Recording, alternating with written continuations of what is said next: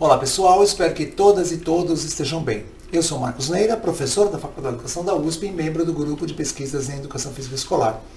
É um coletivo majoritariamente composto por professoras e professores que atuam na educação básica, realizam experiências pedagógicas e produzem conhecimentos sobre a perspectiva cultural da educação física, também chamada Currículo Cultural da Educação Física ou simplesmente Educação Física Cultural. E esta é a 12ª videoaula da disciplina EDM 0445, Metodologia do Ensino de Educação Física 1. É um componente curricular obrigatório do curso de licenciatura em Educação Física da Universidade de São Paulo. E o tema desta videoaula é Currículo da Educação para a Saúde 1. Como vocês bem sabem, temos nos organizado da seguinte maneira. A primeira videoaula sempre trata das questões epistemológicas, da base conceitual de uma determinada teoria curricular, e a segunda videoaula, ela sempre trata da organização e do desenvolvimento da prática pedagógica. Não será diferente com o currículo da Educação para a Saúde, que também, como vocês já sabem, consta no nosso programa, também é chamado de Saúde Renovada. Então, o objetivo desta videoaula é que vocês possam reconhecer as especificidades da teoria curricular da Educação para a Saúde ou da Saúde Renovada. A literatura apresenta essas duas maneiras de referir-se à perspectiva da Educação para a Saúde. Muito bem. Como vocês também já sabem, apenas a assistência a esta videoaula é insuficiente. É fundamental a participação na aula presencial, que vai acontecer somente na outra semana, e é fundamental também a realização das atividades propostas e a leitura da bibliografia indicada, sobretudo esta desta semana, que tem no trabalho do professor D'Artagnan Pinto Guedes a principal referência, ou seja, um texto que foi orientador de muito daquilo que aconteceu depois com respeito a esta perspectiva curricular. Bom, mas para a organização desta videoaula, para o planejamento desta videoaula, nós nos inspiramos em dois trabalhos. Na obra Educação Física na Adolescência, Construindo o Conhecimento da Escola, um trabalho produzido em parceria com meu saudoso amigo, o professor Mauro Gomes e Matos, e o texto, o trabalho, o livro de dois colegas da Universidade Estadual do Rio de Janeiro, o professor Paulo de Tarso Veras Farinati e o professor Marcos Santos Ferreira, um livro chamado Saúde, Promoção da Saúde e Educação Física, Conceitos e Aplicações. Muito bem. Gente, passemos então ao contexto, aquilo que nós estamos chamando de condições de contorno. E eu estou assim, desconfiado que você deve estar se perguntando o que fazem nesta videoaula as imagens da primeira-ministra Margaret Thatcher e do presidente dos Estados Unidos, o Ronald Reagan. Estas duas pessoas governaram na década de 1980. Margaret Thatcher foi a primeira mulher ministra da Inglaterra e ela permaneceu por um longo tempo, por mais de 10 anos. E este presidente, o Ronald Reagan, também permaneceu por 2 mandatos nos anos 80 à frente do governo dos Estados Unidos. E neste período, a sociedade ocidental assistiu a uma série de mudanças, a uma série de transformações, como vocês também já me ouviram dizer em sala de aula, e sobretudo nestas duas nações, que digamos assim, enquanto nações do primeiro mundo, e sobretudo naquele momento, elas determinaram as mudanças que elas viveram e que elas implementaram nesses dois governos, digamos assim, foram responsáveis por uma série de transformações também na nossa maneira de pensar as coisas do mundo. Aquilo que nós estamos chamando sempre no nosso curso de racionalidade neoliberal. Então, há que se pensar no currículo da Educação para a Saúde ou no currículo da Saúde Renovada sempre nesse contexto, ou seja, o que será que aconteceu que levou o mundo ocidental, digamos assim, a pensar que a saúde é uma responsabilidade individual e que nós precisamos aprender a cuidar da própria saúde. Não é isso que está nesse outro documento, na Carta de Ottawa, que é resultado de uma reunião muito importante que aconteceu no Canadá em 1986, e o resultado desta reunião foi que, com especialistas do mundo inteiro acerca desse assunto, foi que os especialistas conclamam as nações do mundo inteiro a produzir, a criar e implementar políticas de promoção da saúde. Políticas as mais variadas, nos mais variados campos, e obviamente a educação não poderia ficar de fora. Ou seja, a educação também foi sendo chamada, a escola, digamos assim, também foi sendo chamada a participar de um movimento internacional de promoção da saúde. Então, há um cenário político, há um cenário, digamos assim, político-econômico que vai nos responsabilizando pelas nossas próprias ações, quase que dizendo que a saúde é algo da esfera individual, mas ao mesmo tempo nós temos aqui demandas para os governos, demandas para os estados e para que a saúde seja tratada como uma questão de políticas públicas. Não é à toa que os dois colegas com os quais nós estamos dialogando nesta aula, e eu estou me referindo ao professor Marcos Santos Ferreira e ao professor Paulo de Tarso, são colegas que trabalham no campo da promoção da saúde, são colegas que trabalham no campo da saúde coletiva. Ou seja, é interessante perceber que a noção de saúde que vem influenciando a perspectiva da saúde renovada é sempre a ideia da saúde coletiva, e não a saúde biológica, não a saúde, digamos assim, corporal, não a saúde que vai olhar exclusivamente para o sujeito. E um outro elemento que configura as condições de contorno, que deu condições, ou seja, que faz emergir uma perspectiva curricular, lá em meados dos anos 90, no comecinho dos anos 90, mas que avança ao longo dos anos 90, uma perspectiva curricular com este teor, é o avanço da produção de conhecimentos, ou seja, da pesquisa científica que relaciona a atividade física, a aquisição e melhoria das condições de saúde. É óbvio que esta pesquisa ela foi reportada no Jornal da USP, ela foi realizada no âmbito da IFE, mas ela não tem relação com aquele tempo, mas ela decorre desse tempo. Ou seja, o investimento que inúmeras instituições fizeram na produção de conhecimentos científicos, e que os conhecimentos científicos vão nos mostrando cada vez mais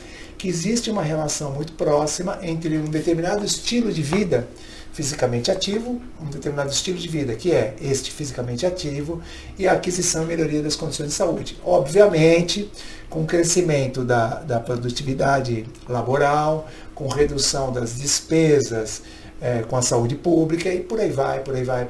Ou seja, por isso que tem uma relação direta com as políticas públicas, por isso que tem uma relação direta com essa maneira de entender as relações do homem e da mulher na sociedade contemporânea, e esta individualização dos processos e esta preocupação, cada um de nós vamos adquirindo cada vez mais essa preocupação conosco, cada sujeito consigo mesmo.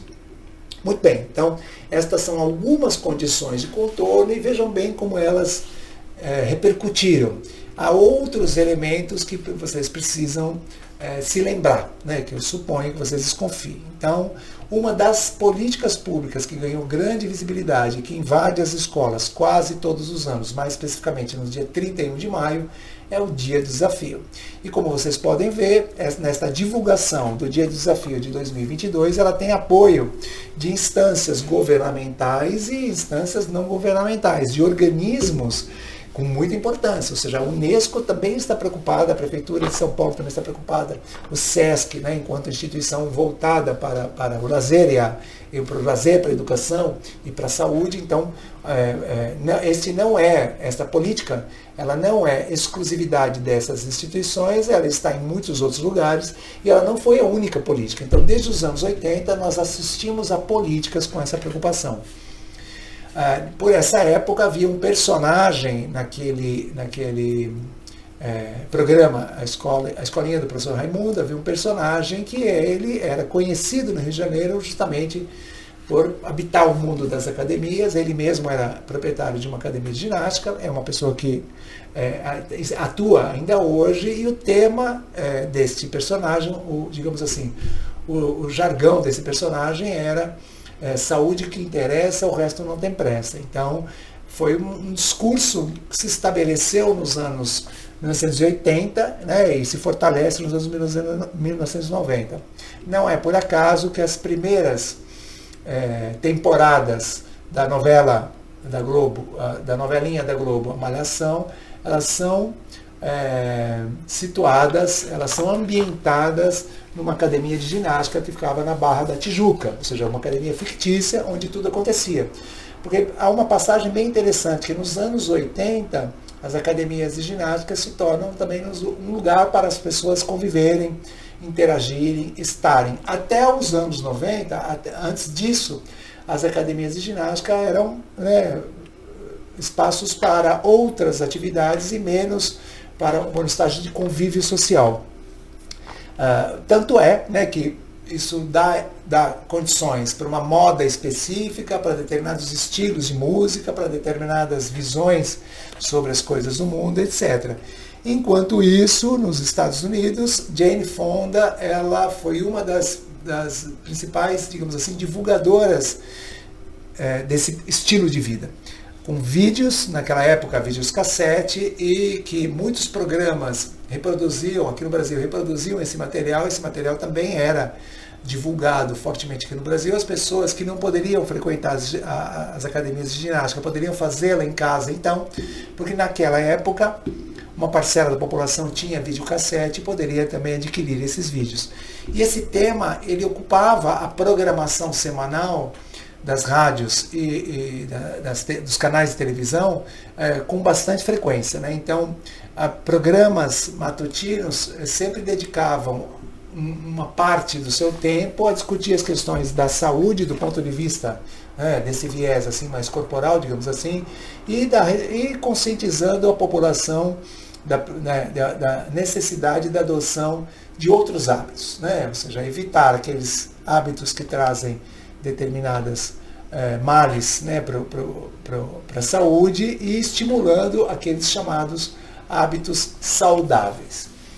Tudo isso precisa ser somado à criação dos bacharelados no campo da educação física. Como vocês bem sabem, na história da nossa própria instituição, o bacharelado em educação física ele é uma criação dos anos 90.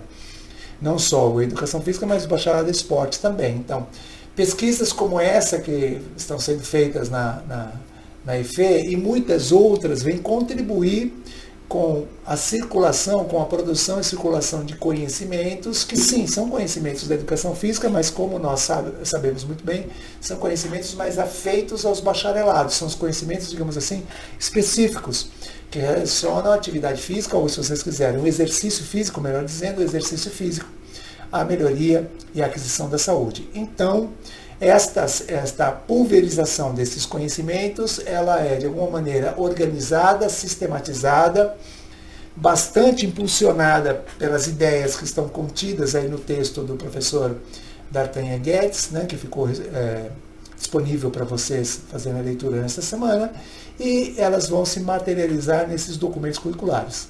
Nos parâmetros curriculares nacionais do ensino fundamental, que foram publicados em 1997 e 1998, e principalmente nos parâmetros curriculares nacionais do ensino médio, chamados PCNEM, Parâmetros Curriculares Nacionais do Ensino Médio, em que a educação física, apesar de ter sido inserida na área das linguagens, ela está fundamentada na educação para a saúde, ou seja, o currículo da educação para a saúde está, inclusive, escrito em destaque nesse livro que vocês, nesse documento oficial que vocês podem acessar na internet. Então, a educação para a saúde, ela foi incorporada pelas políticas públicas de várias maneiras e foi materializada nos documentos curriculares.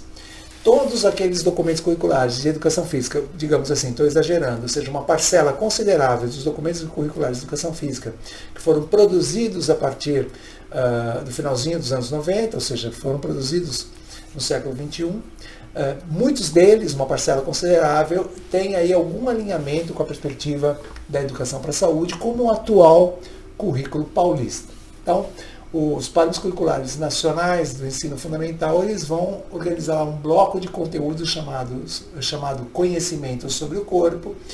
E se vocês lerem o Currículo Paulista, que é uma publicação de 2020, vocês verificarão lá que lá não tem um bloco de conteúdos, mas lá existem algumas habilidades que acionam saberes relacionados às questões da saúde. E o currículo da Educação para a Saúde, ele tem um referencial epistemológico muito importante.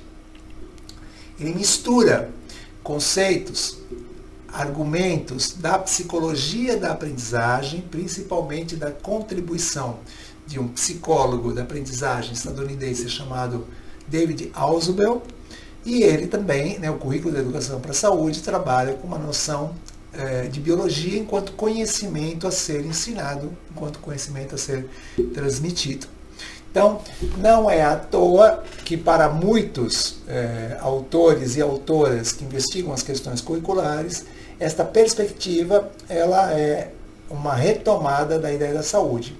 Não mais aquela ideia da saúde que permaneceu, que influenciou, que atravessou o currículo ginástico e o currículo esportivista, mas uma ideia de educação para a saúde que desta vez quer que as estudantes se apropriem dos conhecimentos que farão com que eles e elas saibam como organizar e desenvolver um programa de exercícios físicos. Então, é neste momento que os saberes da nutrição, que os saberes da circulação sanguínea, que os saberes de órgãos e funções do corpo humano, que os saberes da anatomia, da fisiologia do exercício começam a entrar nos currículos escolares. Ou seja, há um viés, se vocês pararem para pensar, de conteúdo influenciado pela biologia, e há um viés do processo de organização e desenvolvimento da prática pedagógica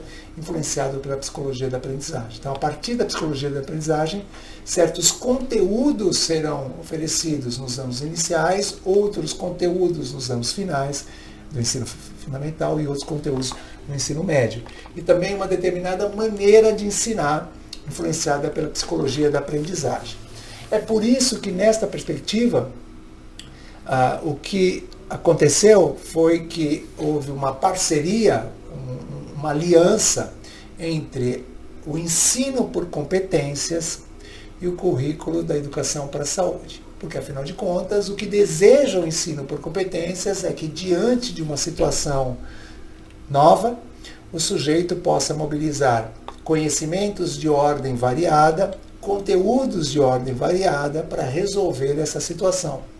Então, o sujeito formado na perspectiva da Educação para a Saúde, ele vai organizar e desenvolver práticas de exercícios físicos com o objetivo de manter sua condição de saúde. Ou seja, é ele ou ela que tem que resolver essa situação, problema que lhe será apresentado. Então, pensar no ensino por competências é ensinar a um saber fazer, mobilizando recursos já existentes, é colocar as estudantes diante de problemas que eles terão que resolver. Então, isso será facilitado com a abordagem, com a explicação, com o trabalho do professor e da professora a partir da tipologia dos conteúdos. Conteúdos de ordem conceitual, conteúdos de ordem procedimental, conteúdos de ordem atitudinal. Então, o professor e a professora se empenharão para que os estudantes mobilizem, diante de certas situações de problema, para que os estudantes mobilizem conceitos, procedimentos e atitudes relacionadas à realização das atividades físicas com a finalidade de aquisição e manutenção da saúde. Então, o professor vai explicar, e depois o professor vai solicitar a realização de atividades, o professor vai propor situações, problema fictícias, o professor ou a professora vão organizar situações em que os alunos têm que elaborar os seus próprios programas, o professor e a professora vão fazer explicações e, na sequência, os estudantes terão que mobilizar aqueles conhecimentos numa situação concreta, ou seja, várias maneiras de promover a aquisição desses saberes, há várias maneiras, não são tantas assim, mas são algumas maneiras que o professor e a professora podem promover o desenvolvimento de competências, é o que a literatura chama de ensino por competências. Não é à toa que Derneval Saviani, uma pessoa que nós já mencionamos nas aulas presenciais, Derneval Saviani vai denominar a pedagogia das competências de neotecnicismo educacional, ou seja, depois do movimento da educação crítica, o Brasil retoma a preocupação tecnicista, ou seja, o professor e a professora é alguém que tem que saber organizar bem as situações didáticas para que os estudantes se apropriem daqueles conhecimentos que alguém decidiu, que não foi o professor e nem foi a professora. E eu quero destacar, observem que eu me referi à tipologia dos conteúdos. É um equívoco conceitual alguém dizer dimensão dos conteúdos, como nós temos visto por aí. Então, esta tipologia dos conteúdos, existem obras específicas, livros em língua portuguesa, publicados pela antiga editora Artimed, agora há um ramo editorial chamado Editora Penso, há obras que se dedicam a como organizar um currículo que promova a aprendizagem de conteúdos atitudinais, conteúdos procedimentais, conteúdos conceituais. E o Brasil teve uma influência muito grande de um professor espanhol chamado César Coll, e há um texto do César Coll, um livro publicado pela editora Ática chamado Psicologia e Currículo, e neste livro o professor trata dessas questões também, ou seja, como organizar um currículo baseado na tipologia dos conteúdos, como organizar um currículo baseado no desenvolvimento de competências. Pois bem, eram estas digamos assim, os passos iniciais na discussão da educação para a saúde, as referências da educação para a saúde. Como vocês já sabem, o contexto da educação para a saúde no campo da educação física remonta a essa responsabilização que os anos 80 nos legaram, deixaram de herança para a gente com a própria saúde. É sempre importante dizer que a saúde, nessa perspectiva, ela não é apenas da escola, mas não é apenas um objetivo da escola, mas também passa pela escola. Então, a Carta de Ottawa responsabiliza os governos, responsabiliza o Estado, pela promoção da saúde da população, que passa por uma série de políticas públicas, entre elas as políticas curriculares. Então, nesta semana nós não teremos encontro, mas teremos atividade, vocês receberão a atividade por e-mail e nós nos encontraremos na próxima semana para discutir estas questões. No dia 19 de junho nós nos encontraremos e vocês terão assistido um segundo vídeo, o vídeo que organiza e desenvolve essa perspectiva curricular. Nós temos, como já dissemos em sala de aula, bastante material sobre essa perspectiva curricular. É importante que vocês também observem na próxima videoaula, observem como que se organiza e desenvolve essa perspectiva curricular e discutiremos com mais profundidade em sala de aula. Fiquem bem, se cuidem muito, até lá!